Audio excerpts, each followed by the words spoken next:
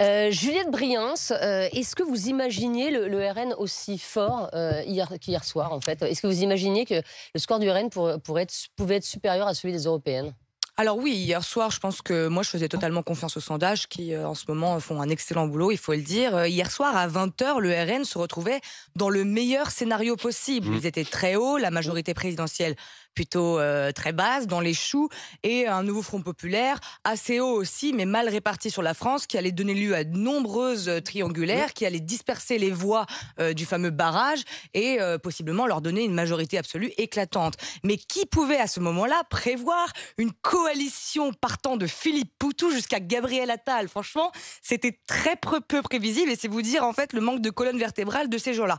Une seule chose est sûre en tout cas, et ça je pense qu'il faut quand même bien s'en rendre compte à un moment donné, c'est que vous vous rendez compte que les théâtreux, les artistes, les chanteurs, les acteurs, les sportifs, les youtubeurs, les influenceurs, les francs-maçons, les journalistes, il y a même des collectifs de fans de Star Wars et de cartes Magic qui ont appelé à voter contre le RN. Enfin, il manquerait peut-être, je sais pas, les Oui, mais amateurs on sait que d'andouillettes ça, c'est pas anonymes toujours pour beaucoup productif, de trucs. voilà. Mais malgré ça, non mais vous vous rendez compte, malgré ça, T'as ce oublié Éric système Zemmour entier, dans ta liste. voilà, ce système entier, le RN est quand même assuré d'avoir un minimum de 250 sièges à On l'Assemblée. n'est jamais assuré de rien. Mais non, mais quand est-ce que, en fait, les autres la fourchette partis basse. commenceront à peut-être se soucier des angoisses de la masse et répondre à certaines questions des Français plutôt que de continuer sur cette injonction à faire barrage à l'extrême droite qui ne fonctionne plus et au contraire qui alimente encore plus une colère et une envie de désobéissance des Français. Je ne comprends pas cette stratégie. C'est sûr que la phrase d'Olivier Faure hier sur les différents médias où il s'est trouvé en disant « ils n'ont jamais gouverné depuis la guerre », sous-entendu le régime de Vichy était leur antécédent. Le régime de Vichy, il y avait au régime de Vichy Laval qui était un ancien socialiste, président du Conseil, Déa, ancien socialiste, Doriot, ancien communiste, et René Bousquet qui a déporté les enfants juifs était radical socialiste. Donc tout le monde a partagé. Donc qu'on arrête, parce que c'est ce genre de phrase qui fait qu'ils vont avoir la majorité absolue. Donc voilà, arrêtez de jeter des anathèmes pour des gens qui n'ont même pas connu. Même leurs parents n'y étaient pas. Bien sûr, personne n'était né. Alors, vous êtes très nombreux à nous appeler au 32-16 pour réagir, bien sûr, à ces résultats des législatives. On a David qui nous appelle d'Auxerre et qui est transporteur routier. Bonjour David. Bonjour à tout le monde. Et merci beaucoup d'être avec nous. David, vous avez voté hier ? Oui. Et David, est-ce que vous pensez aujourd'hui que le RN peut avoir une majorité absolue à l'Assemblée? Est-ce que ce serait selon vous souhaitable? Alors moi je pense qu'ils peuvent l'avoir, et puis pour être franc, j'ai voté pour eux. D'accord. Mais par contre, moi je trouve pas ça, catastrophique qu'ils arrivent avec 260 sièges. Comme disait M. Lavrieux, de toute façon il y aura des alliances avec certains LR qui ne pourront pas se planquer, parce que sur les sujets régaliens, ils sont quand même assez proches. Oui, enfin il faudra voir combien les LR ont de sièges. Oui, Parce que c'est ça le aussi, malheureusement, s'ils ont 10 sièges, ça ne suffira pas, peut-être.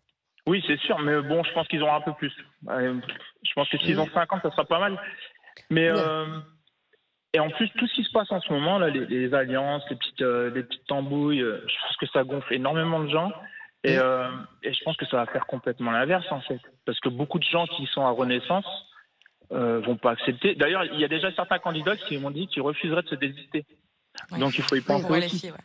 Ça, ce sera au cas par cas, et vous allez en avoir une petite dizaine, effectivement, qui vont refuser de se désister. Vous allez voter au deuxième tour, David, aussi? Ah oui. Je vais aller confirmer le premier tour. Et le RN est arrivé en tête dans votre circonscription? Oui, assez largement d'ailleurs. Ouais, Et d'ailleurs, il faudra aussi essayer de faire une grande différence entre le vote des grandes villes et puis la ruralité, parce que moi j'habite en ruralité et je peux vous dire qu'on ne vote pas du tout comme à la ville. Mais tout à fait. Et on va en parler à 13h justement, en se demandant si ce vote c'était la revanche de la France d'en bas, on va dire de la France rurale. En tout cas, c'est un peu ça, parce qu'on nous oublie un peu. Parce que quand on parle beaucoup des cités, des jeunes en cité, on pense jamais à nos jeunes, dans les milieux ruraux. Nous, on n'a rien, on n'a pas de transport, on n'a rien, on n'a pas de ciné, on n'a que dalle. Alors que bon, c'est vrai que il y a certains problèmes dans les cités, mais je veux dire, comparé à nos jeunes à nous, les parents sont obligés de se démerder pour les emmener au sport, pour les emmener par-ci, par-là, alors que nous, on est tout le temps obligés de prendre le véhicule et tout. Mais on est tout le temps oublié, en fait. Et vous avez raison, on n'en parle jamais. Vous avez raison. Mais non, mais vous avez raison, David. Et c'est vrai que on parle très très rarement, effectivement, de cette France rurale qui est souvent oubliée par les médias. Et effectivement, c'est une France rurale qui a beaucoup voté RN. Merci beaucoup, en tout cas, David. Et ben voilà, de nous avoir parlé de votre quotidien dans Estelle Midi. Et on a des réactions également sur l'appli RMC, Rémi. Oui, nombreuses réactions, et notamment cette réaction de Jules qui nous dit « Je pense que tout candidat inscrit au premier tour est qualifié pour le second, par respect pour les électeurs qui ont voté pour lui, devrait continuer jusqu'au bout. » Alors Pas ça, de désistement. ouais, bah ça, on en parlera effectivement. Il y a quand même une notion un peu de déni de démocratie, dans le sens où on dit en fait à ces 11 millions de Français, mais vous êtes malade, quoi. Vous êtes malade, vous êtes d'extrême droite et on va tout faire pour vous guérir de cette maladie qu'est votre vote. Donc on va se désister pour aller flinguer votre vote par derrière. Et je trouve que le principe même en fait de ce barrage par désistement est assez nauséabond pour la démocratie. En fait, c'est ce que je pense. Alors notre invité sur ce débat, c'est Bernard Sananès. Il est président de l'Institut de sondage ELAB et vous avez salué justement le travail des instituts de sondage. Juliette, il y a un instant. Bonjour Bernard. Bonjour Estelle. Et merci beaucoup d'être avec nous. Et c'est vrai que voilà, vous ne vous êtes pas trompé, en tout cas sur ces sondages, Bernard Sananès. Mais c'est vrai que on vous a vu plusieurs fois dans Estelle Midi ces dernières semaines. Et c'est vrai qu'on croyait quand même pas vraiment à une majorité absolue du RN à l'Assemblée. Écoutez, nous avions dans les derniers sondages des hypothèses, il y a un peu d'écho, je ne sais pas pourquoi. Ouais. Nous avions une hypothèse, effectivement, dans les derniers sondages, d'une majorité relative solide, comme nous l'avions qualifiée. Et c'est effectivement les projections que nous avons confirmées hier soir. Pourquoi disons-nous majorité relative solide? Parce que, effectivement, notre fourchette 255 à 295 sièges, vous le voyez, la plupart des hypothèses tournent légèrement en dessous pour le Rassemblement national et ses alliés. Donc ça, c'est un premier point. Qu'est-ce qui peut se passer maintenant? D'abord, il va y avoir ces désistements. Ces désistements, j'entendais votre débat, on peut être contre, on peut être pour, mais mécaniquement, ils vont affaiblir un peu le Rassemblement national. Je dis mécaniquement et un peu parce que, effectivement, dans une dernière enquête que nous avons publiée la semaine dernière, 3/4 des Français que nous avions interrogés disaient qu'ils ne se fieraient pas aux consignes de vote. Mais, et je nuance, dans l'électorat de gauche, un électeur sur 2 disait qu'il les suivrait, ces consignes. Donc la gauche est plus, entre guillemets, disciplinée sur ces sujets-là. Ça, c'est le côté qui pourrait pénaliser le RN.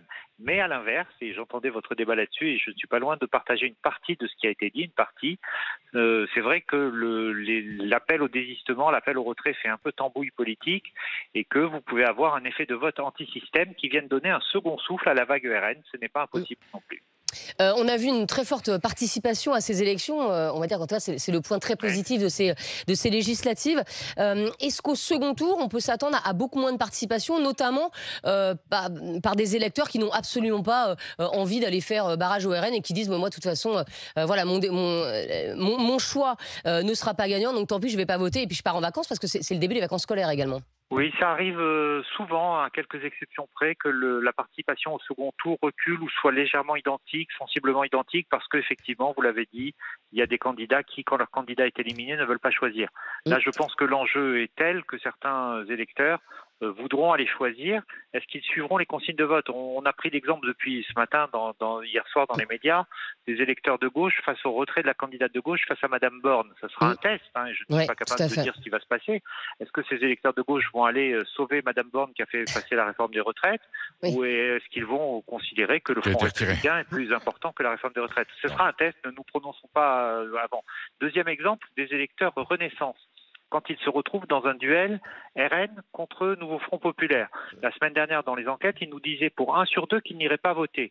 Est-ce qu'ils vont maintenir ce score-là, ou est-ce que ce score va évoluer? Voilà, c'est toute la dynamique du second tour qui va se jouer un peu sur la peur. Est-ce que j'ai plus peur du RN ou est-ce que j'ai plus peur du Nouveau Front Populaire? Pour beaucoup d'électeurs, ça va être un choix de la défiance. Comme on dit, au premier tour, on choisit, au second tour, on élimine. Ce que vous dites, c'est que rien n'est fait, en fait, Bernard Sananès. Ah oui, je suis extrêmement prudent, d'abord parce que la situation, nous ne l'avons jamais connue, donc je ne peux pas modéliser quelque chose qui se serait déjà produit. Et deuxièmement, il peut y avoir effectivement des vents contraires, tourbillonnants, comme on dit en météorologie. Et enfin, il peut y avoir aussi des réserves de voix. Est-ce que le Rassemblement national semble avoir fait le plein? Est-ce que c'est le cas pour les candidats de gauche? Est-ce que la jeunesse va plus se mobiliser pour cette idée du barrage? Est-ce que des candidats, des électeurs de la majorité vont considérer qu'il faut aller voler au secours de ce Front républicain? C'est tout ça qui fait ce second tour inédit et incertain. Merci beaucoup en tout cas d'avoir été avec nous, Bernard. On vous retrouvera certainement cette semaine dans Estelle Midi. On va prendre en ligne Karim qui nous appelle de Lille. On a dit que la participation avait été très forte hier, mais Karim, vous êtes chauffeur de bus et vous êtes abstentionniste. Vous n'êtes pas allé voter hier. C'est ça, ouais. En fait, je pensais qu'elle allait avoir un combat entre Renaissance et le Rassemblement National au deuxième tour. Ouais. Et je comptais peut-être aller voter. Mais là, non, je ne voterai pas au second tour. Mais pourquoi, Karim? Il n'y a rien qui vous plaît? L'idée du barrage ne vous plaît pas? Les extrêmes, ça me déplaît, en fait. Ouais, mais alors après, il y a quand même. Alors, je ne sais pas ce que ça donne dans votre circonscription, mais vous avez quand même des candidats Renaissance, des candidats LR, des candidats socialistes, écolos. Les candidats Renaissance, ils passent pas au deuxième, donc forcément, j'irai pas voter. Ça se passe entre LFI et le RN. Voilà. Et perso, moi, les extrêmes, ça m'intéresse pas trop, quoi. Donc, vous êtes comme Bruno Le Maire, quoi. C'est Nini, quoi.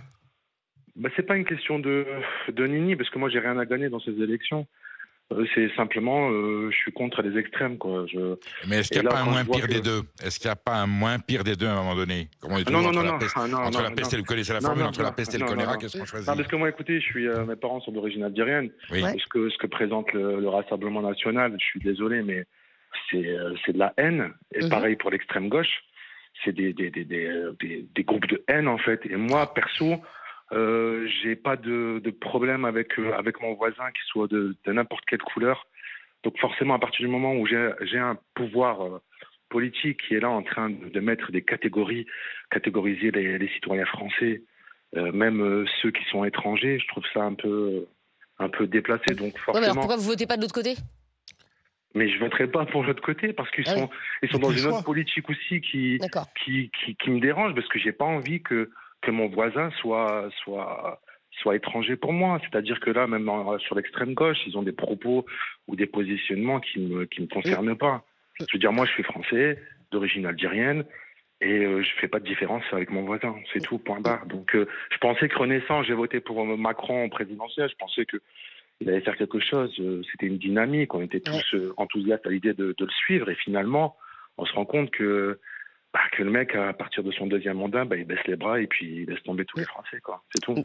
Mais vous faites partie des très très nombreux déçus du macronisme, Karim. Et effectivement, je pense qu'il y a beaucoup d'électeurs qui, comme vous, n'iront pas choisir dimanche prochain.